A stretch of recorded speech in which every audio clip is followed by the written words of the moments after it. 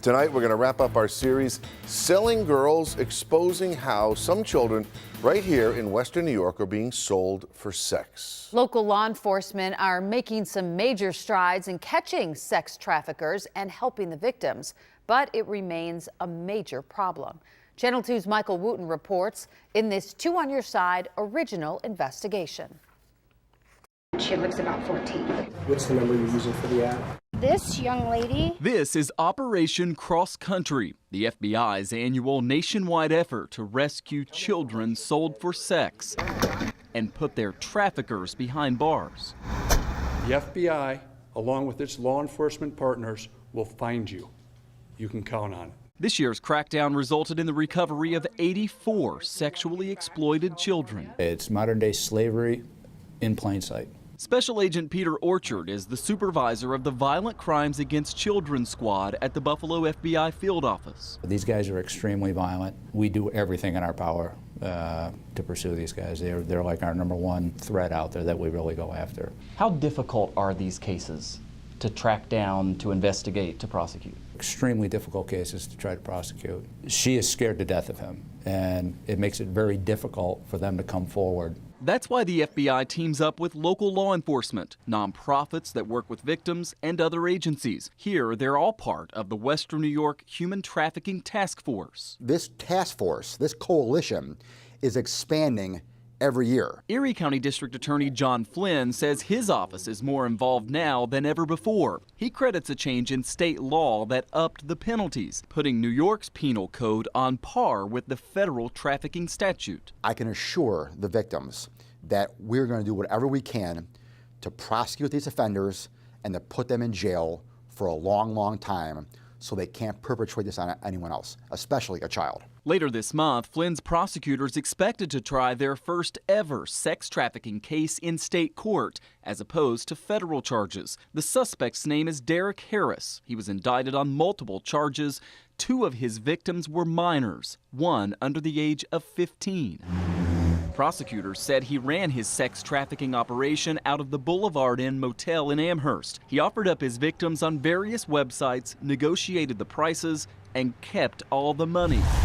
But his case never made it to trial. He recently pleaded guilty and now faces up to 25 years in prison. We've cast a net countywide on this problem, and we're getting local police agencies to join us in this effort. Several of those local police agencies are particularly active on the regional task force, including the town of Tonawanda, Cheektowaga, and Amherst, plus the Erie and Niagara County Sheriff's offices. Every cop on the planet thinks these are the most heinous and egregious, subjects that we can possibly go after. For Special Agent Orchard, prevention is the key because once someone is trapped in this world, it's almost impossible to get out. So his agents and staff go to schools to talk with kids and their parents, especially about the dangers of social media and the internet. How much has technology made this problem worse?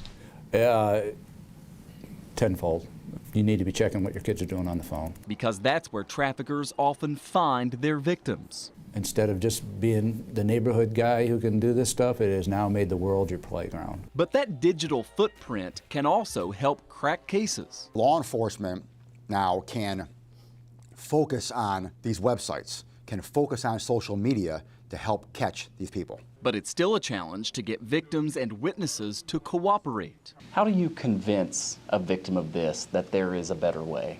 They'll get to a point where anything's better than what they're currently in, and they have to be able to realize that. Try to get them as much help as we possibly can. That's where nonprofit groups come in, like the International Institute and PATH. They're working with more survivors than ever before. It says that we're getting better at building trust, which is the most important part of this work. Amy Fleischauer is among those helping survivors escape, cope, and hopefully heal. A lot of our work is to try to counter those lies that traffickers tell, that no one will believe you, that you will be deported, that you will be arrested, that no one will love you, that you're too stupid or fill in the blank for anyone to help you. Amy's group expects to help around 250 survivors this year, dozens and dozens of them children. But she says many are still in the shadows, their daily horrors hidden, because traffickers are very good at concealing their crimes and shutting up their victims. So in that sense, it takes all of us to fight back. How can the public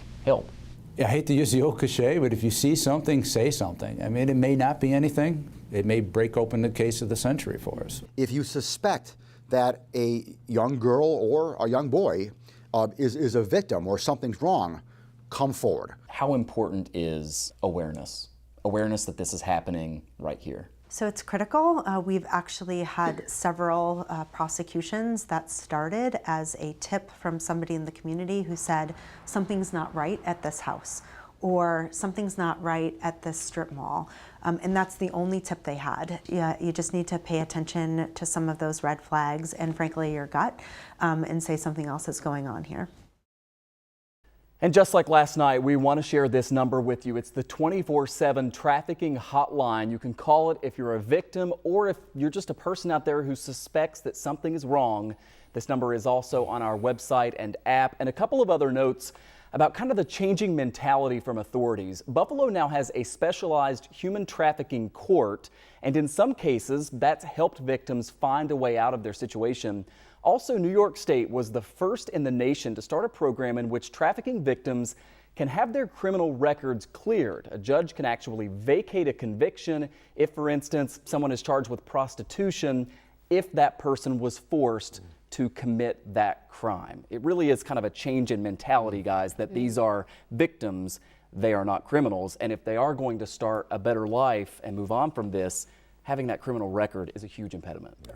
Yeah, they certainly need the support, no question. Thank you, Michael. Very And we disturbing. have, by the way, all the stories and links to many resources all posted on our website and on our app. Michael, thank you again.